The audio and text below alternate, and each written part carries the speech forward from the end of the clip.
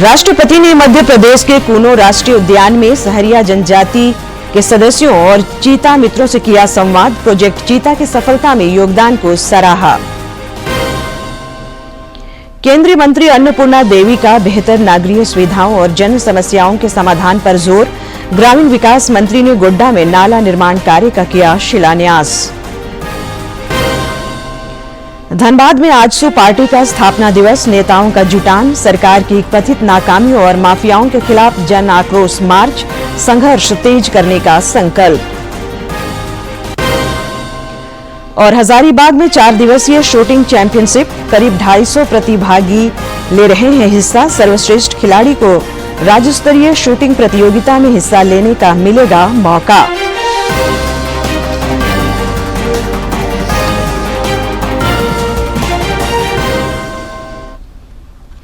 नमस्कार, खबरें झारखंड में आपका स्वागत है। मैं हूं संध्या देमता और अब समाचार विस्तार से। राष्ट्रपति द्रौपदी मुर्मू मध्य प्रदेश के दौरे पर है। उन्होंने आज कूनो राष्ट्रीय उद्यान में सहरिया जनजाति के सदस्यों और चीता मित्रों से संवाद किया। इस दौरान राष्ट्रपति ने प्रोजेक्ट चीता की सफलता और उनके योगदान की सराहना की। उन्होंने कल चीता कमांड एंड कंट्रोल सेंटर का भी दौरा किया था। इस दौरान राष्ट्रपति को अधिकारियों ने बताया कि देश में वर्तमान में 52 चीते हैं, जिनमें से 49 कूनो राष्ट्रीय उद्यान में हैं।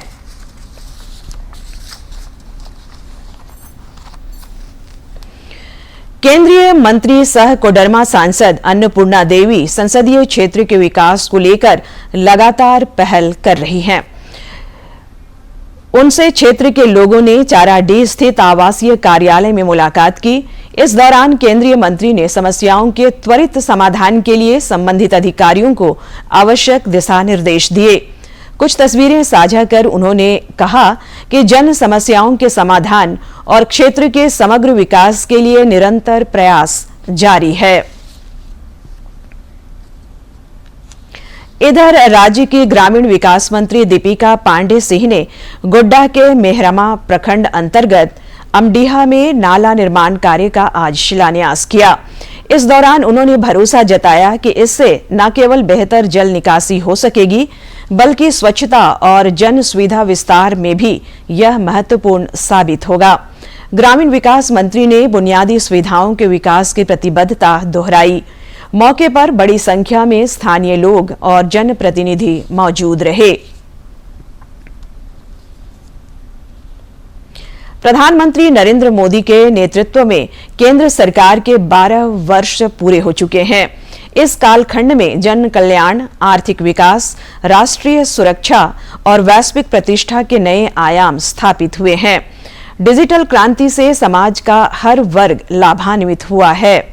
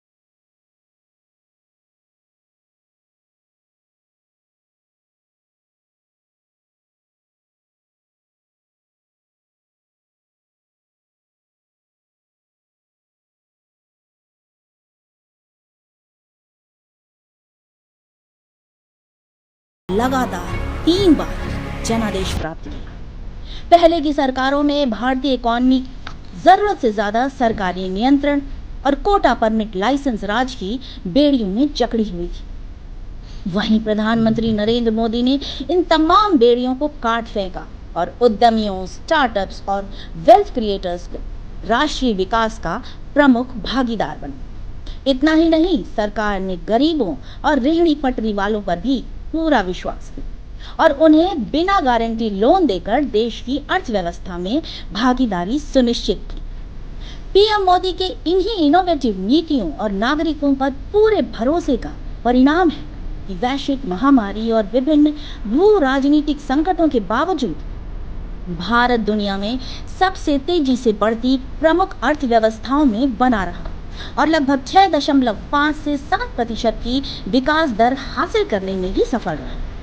प्रधानमंत्री मोदी के नेतृत्व में भारत आज दुनिया के सबसे बड़े फूड सिक्योरिटी कार्यक्रमों में से एक का सफल संचालन कर रहा है और साथ ही खाद्यान्न निर्यातक देशों में भी अपनी मजबूत उपस्थिति दर्ज करा रहा है।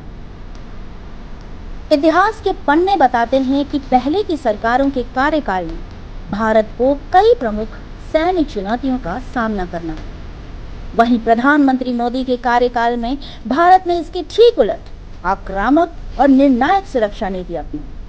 2016 की सर्जिकल स्ट्राइक, 2019 की बालाकोट एयर स्ट्राइक और ऑपरेशन सिंदूर जैसी कार्रवाइयों ने यह संदेश दिया कि नया भारत दुश्मन की साजिशों को अब और बर्दाश्त नहीं करेगा और घर में घुसकर आतंकवाद के खिलाफ निर्णायक कार्रवाई करने में जरा भी नहीं हिचकेगा। पहले भारत आतंक के हमलों के बाद चुपचाप दर्द सहता रहता है।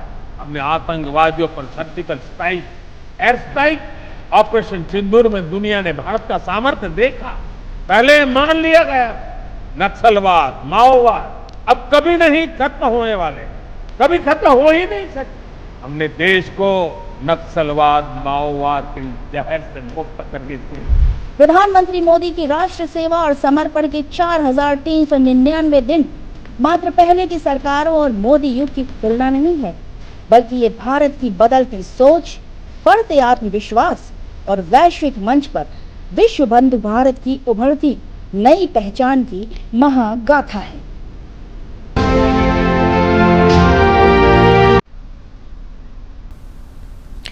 इन 12 वर्षों में विकास और जन कल्याण के भी अभूतपूर्व कार्य हुए हैं।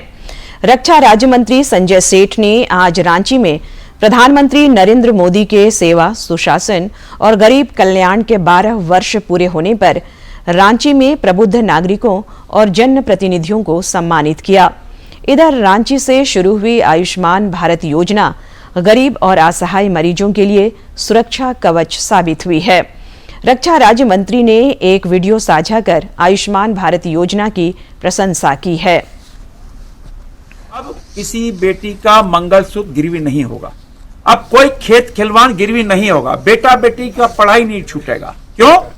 आयुष्मान योजना के तहत गोल्डन कार्ड प्रधानमंत्री नरेंद्र मोदी जी जगन्नाथ मैदान पर जब इसकी लॉन्चिंग हुई थी आयुष्मान भारत की, तो उनको यह कार्ड मंच पे प्रधानमंत्री मोदी ने, दुनिया के सबसे लोकप्रिय नेता ने इनको ये कार्ड सौंपा था। आज हम उनके घर आए हैं और घर आके इनको सम्मानित किया और इनसे हम जानना चाहेंगे कि इस आयुष्मान योजना से क्या लाभ हुआ, क्या गरीबों को फायदा हुआ। मंजू दीदी से आग्रह कि आप बताएं क्या कैसा लगा जब मोदी जी ने आपको ये कार्ड दिया मंच पर। जोहार झारखंड, मैं मंजू देवी बिरसा चौक रांची झारखंड की निवासी हूँ। यह मेरा सौभाग्य है कि भारत में ईश्वर समान प्रधानमंत्री आदरणीय श्री नरेंद्र मोदी जी के आशीर्वाद से पूरे भारत में आयुष्मान कार्ड का पहला स्थान का लाभ मुझे मिला। इसके लिए मैं मोदी जी को दिल से धन्यवाद करती हूँ।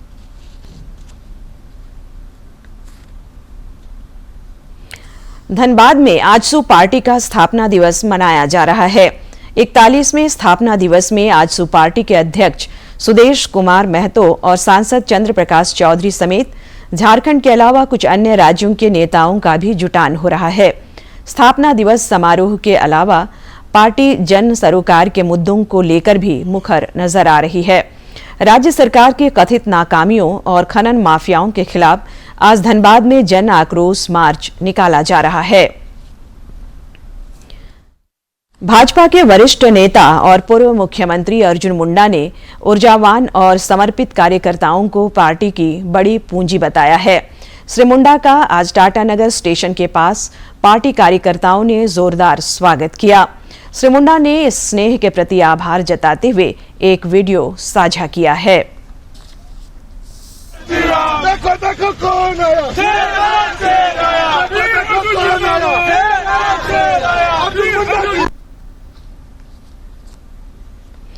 जमशेदपुर पूर्वी की विधायक पूर्णिमा साहू ने आज अपने एग्रीको स्थित आवासीय कार्यालय परिसर में वृद्धावस्था, विधवा और दिव्यांग पेंशन योजना के अंतर्गत लाभुकों के बीच स्वीकृति प्रमाण पत्र का वितरण किया। इस दौरान उन्होंने कहा कि वरिष्ठ नागरिकों, मातृशक्ति और दिव्यांग जनों को सामाजिक सुरक्षा प्रदान करना उनकी प्राथमिकता है।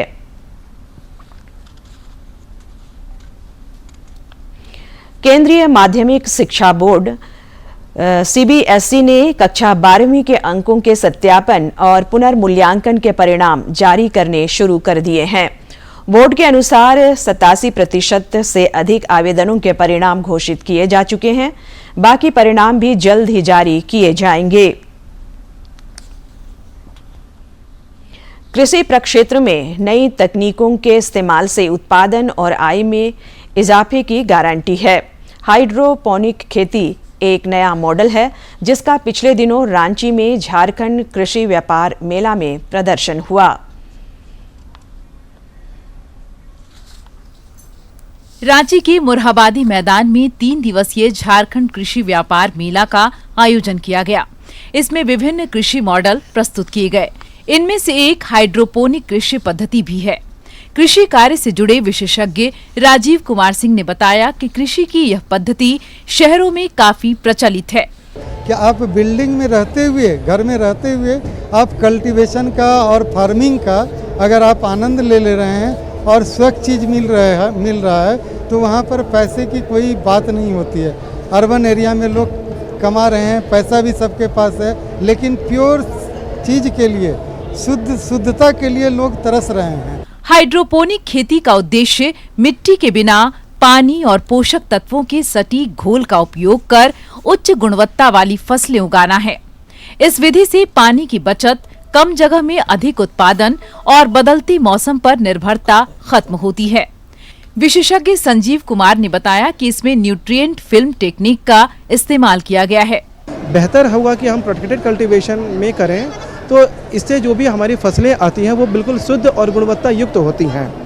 आपने देखा कि अगर फसलों के उत्पादन के लिए सूर्य की रोशनी की नितांत आवश्यकता होगी।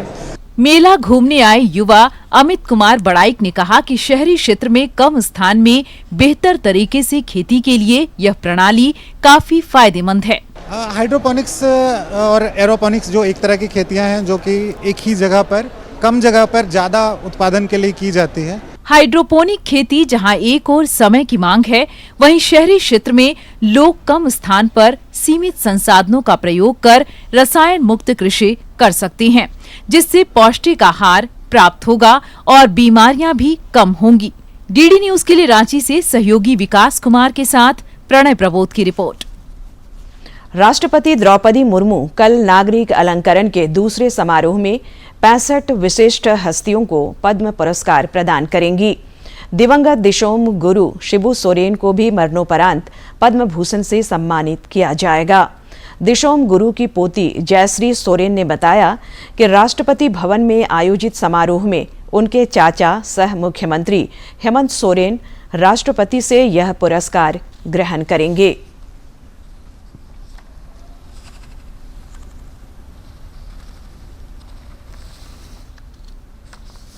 स्वर्गीय दिशोम गुरु श्री शिबू सोरेन जी आज हमारे बीच नहीं है, इसलिए ये एक भावुक कर देने वाला पल भी है और एक गर्व का क्षण भी है, क्योंकि भारत सरकार ने उनके दशकों के योगदान को, संघर्ष को और उनका आदिवासियों के प्रति जो समर्पण था, झारखंड वासियों के प्रति जो समर्पण था, उसको नवाजा और एक सम्मान दिया। तो एक युवा और एक पोती के नाते हम उस सम्मान का बहुत ही विनम्रता से उसकी तरफ आभार प्रकट करना चाहेंगे और बहुत खुशी से उसका स्वागत भी करेंगे। मादक पदार्थों के तस्करों के खिलाफ राज्य में पुलिस का अभियान लगातार जारी है। रांची के तमाड़ थाना क्षेत्र से पुलिस ने एक दुकान में नशे के कारोबार का पर्दाफाश किया है। इस मामले में पुलिस ने दुकान मालिक को गिरफ्तार करते हुए उसके पास से करीब 4 किलोग्राम गांजा बरामद किया है।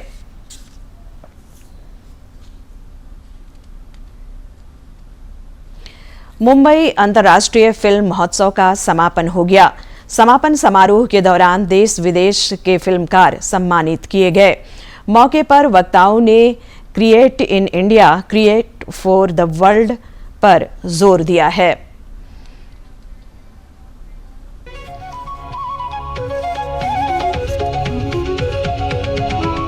मुंबई में 19वें मुंबई अंतर्राष्ट्रीय फिल्म महोत्सव यानी मिफ 2026 का भव्य समापन हुआ। डॉक्यूमेंट्री, एनिमेशन और शॉर्ट फिक्शन फिल्मों के इस प्रतिष्ठित आयोजन में दुनिया भर के फिल्मकारों को सम्मानित किया गया। समारोह में कुल 17 पुरस्कार प्रदान किए गए। पोलैंड की डॉक्यूमेंट्री सिल्वर को महोत्सव के सर्वोच्च सम्मान गोल्डन कॉन्च और 10 लाख रुपए की पुरस्कार राशि से नवाजा गया। समापन समारोह को संबोधित करते हुए महाराष्ट्र के राज्यपाल जिष्णुदेव वर्मा ने कहा कि मिफ रचनात्मक उत्कृष्टता का वैश्विक मंच बन चुका है। उन्होंने create in India, create for the world के विजन को भारत की रचनात्मक अर्थव्यवस्था का महत्वपूर्ण आधार बताया। साथ ही कृत्रिम बुद्धिमत्ता के जिम्मेदार इस्तेमाल और फिल्मकारों के बौद्धिक संपदा अधिकारों की सुरक्षा पर भी बल दिया। For more than 3 decades, MIF has been a vibrant platform for creative minds, storytellers and visionaries. Over the years, the festival has evolved from being a national platform into a truly global movement that celebrates artistic excellence, cultural diversity and meaningful storytelling.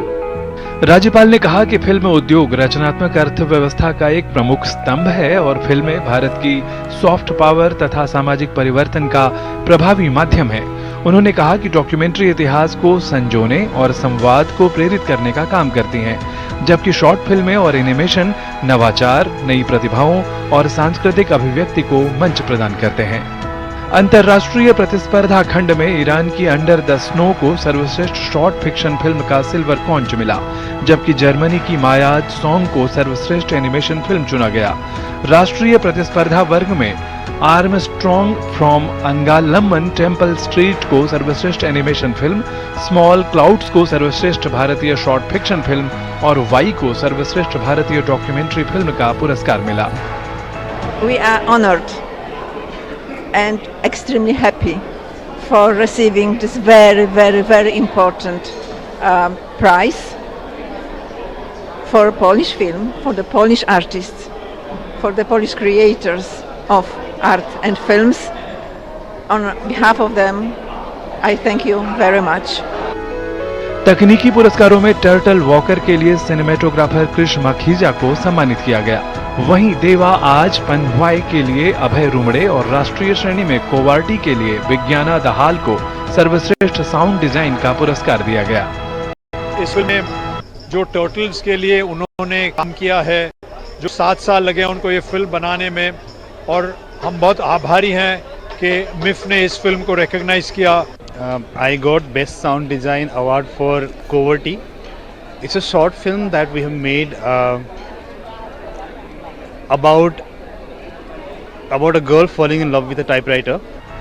Press की international critics prize Pradeep केंचनूरू की film the hug of emptiness को दिया गया, जबकि राजा के लिए पूजा टोलानी को दादा साहेब फाल्के चित्रनगरी सर्वश्रेष्ठ डेब्यू निर्देशक पुरस्कार से सम्मानित किया गया।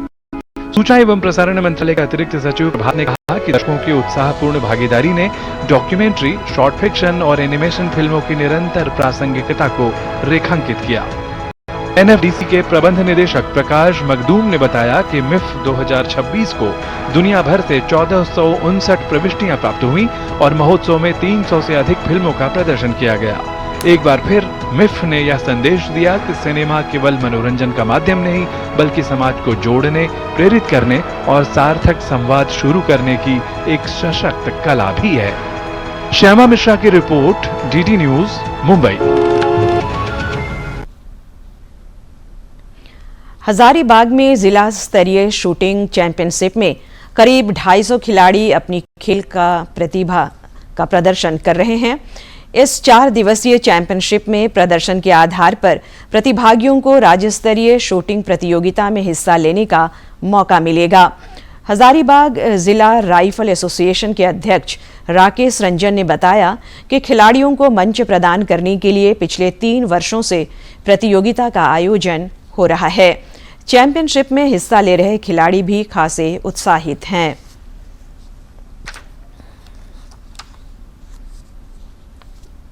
ये 4 दिवस का शूटिंग टूर्नामेंट हो रहा है और ये 3rd डिस्ट्रिक्ट टूर्नामेंट है हम लोग का और इसमें लगभग 400 बच्चे पार्टिसिपेट किए हैं। हम लोग के पास 400 बच्चे का लिस्ट आया था जिसमें हम लोग 250 बच्चे का सिलेक्शन लिए और उसमें से जो बच्चे क्वालिफाई करेंगे वो स्टेट टूर्नामेंट के लिए जाएंगे। मैं आज शूटिंग एनसीसी के थ्रू आई हूँ। मैं एनसीसी कैडेट रह चुकी हूँ। वहाँ से मुझे शूटिंग का शौक हुआ। एनसीसी में भी मैं दिल्ली टीएससी में खेल चुकी हूँ और अच्छा लगता है शूटिंग।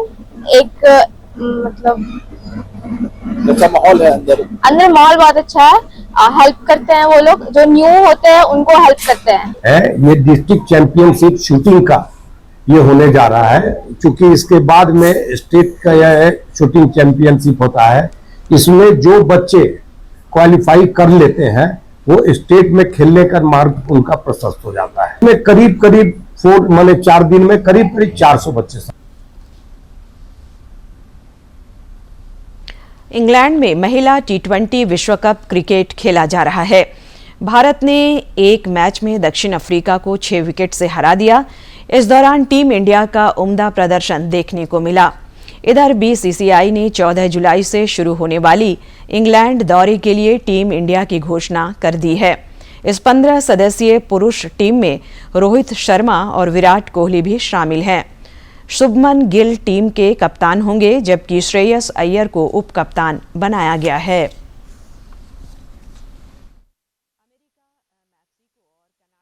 फीफा विश्व कप फुटबॉल में इस बार गोल की सुनामी दिख रही है। शुरुआती चरण में ही गोल का आंकड़ा 100 को पार कर चुका है। विश्व कप में गोलों की सुनामी। 68 साल पुराना रिकॉर्ड हुआ ताजा। फीफा विश्व कप 2026 में फुटबॉल प्रेमियों को रोमांच, ड्रामा और गोलों की ऐसी बारिश देखने को मिल रही है जिसने टूर्नामेंट के शुरुआती चरण को ही ऐतिहासिक बना दिया है। अमेरिका, कनाडा और मेक्सिको की मेजबानी में खेले जा रहे इस विश्व कप में महज कुछ दिनों के भीतर ही 100 गोलों का आंकड़ा पूरा हो गया, जो 1958 के बाद किसी भी विश्व कप में सबसे तेज गति से हासिल किया गया शतक है। इस ऐतिहासिक मुकाम को टूर्नामेंट के महज 33वें मैच में ही हासिल कर लिया गया। स्वीडन के खिलाफ नीदरलैंड्स के फॉरवर्ड कैडी गैप्को ने टूर्नामेंट का 100वां गोल दागा। 1958 के विश्व कप में स्वीडन की धरती पर गोलों की झड़ी लगी थी और अब 68 साल बाद 2026 संस्करण ने उसी आक्रामक फुटबॉल की यादें ताजा कर दी हैं।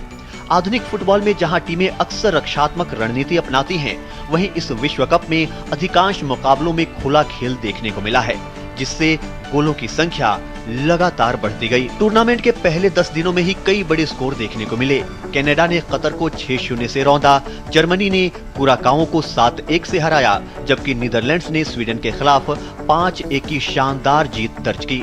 वहीं जापान ने ट्यूनीशिया को 4-0 से शिकस्त दी। इंग्लैंड, फ्रांस, अर्जेंटीना और ब्राजील जैसे दिग्गज टीमों ने भी आक्रामक अंदाज में खेलते हुए गोलों की संख्या बढ़ाने में अहम योगदान दिया। इस विश्व कप में अब तक औसतन प्रति मैच 3 से अधिक गोल देखने को मिले हैं, जो हाल के संस्करणों की तुलना में काफी बेहतर आंकड़ा है। यही कारण है कि दर्शकों को लगभग हर दिन किसी न किसी मुकाबले में गोलों का रोमांच देखने को मिल रहा है। जैसे जैसे टूर्नामेंट नॉकआउट चरण की ओर बढ़ रहा है, ये देखना दिलचस्प होगा कि क्या गोलों की ये रफ्तार बनी रहती है। यदि यही सिलसिला जारी रहा तो फीफा वर्ल्ड कप 2026 का इतिहास सबसे ज्यादा गोल वाले विश्व कपों में शामिल हो सकता है। Sports desk, DD news. और अब कुछ जानकारी मौसम से। राज्य के कुछ और क्षेत्रों में आज मानसून प्रवेश कर गया। मौसम विज्ञान केंद्र ने इस बात की जानकारी साझा करते हुए बताया है कि आने वाले दिनों में इसके आगे बढ़ने की संभावना है। इधर राज्य में 28 जून तक बारिश, आंधी और वज्रपात के आसार हैं। 3 दिनों बाद तापमान में हालांकि थोड़ी वृद्धि हो सकती है। इधर पिछले 24 घंटे के दौरान गिरिडीह के नंदाडीह में करीब 62 मिलीमीटर बारिश रिकॉर्ड की गई। धनबाद, जामताड़ा और बोकारो में भी अच्छी बारिश हुई।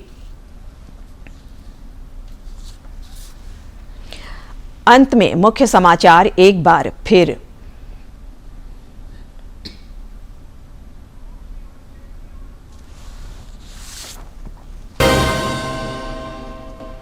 राष्ट्रपति ने मध्य प्रदेश के कूनो राष्ट्रीय उद्यान में सहरिया जनजाति के सदस्यों और चीता मित्रों से किया संवाद। प्रोजेक्ट चीता की सफलता में योगदान को सराहा। केंद्रीय मंत्री अन्नपूर्णा देवी का बेहतर नागरिक सुविधाओं और जन समस्याओं के समाधान पर जोर। ग्रामीण विकास मंत्री ने गोड्डा में नाला निर्माण कार्य का किया शिलान्यास। धनबाद में आजसू पार्टी का स्थापना दिवस, नेताओं का जुटान। सरकार की कथित नाकामियों और माफियाओं के खिलाफ जन आक्रोश मार्च, संघर्ष तेज करने का संकल्प। और हजारीबाग में 4 दिवसीय शूटिंग चैंपियनशिप, करीब 250 प्रतिभागी ले रहे हैं हिस्सा। सर्वश्रेष्ठ खिलाड़ी को राज्य स्तरीय शूटिंग प्रतियोगिता में हिस्सा लेने का मिलेगा मौका।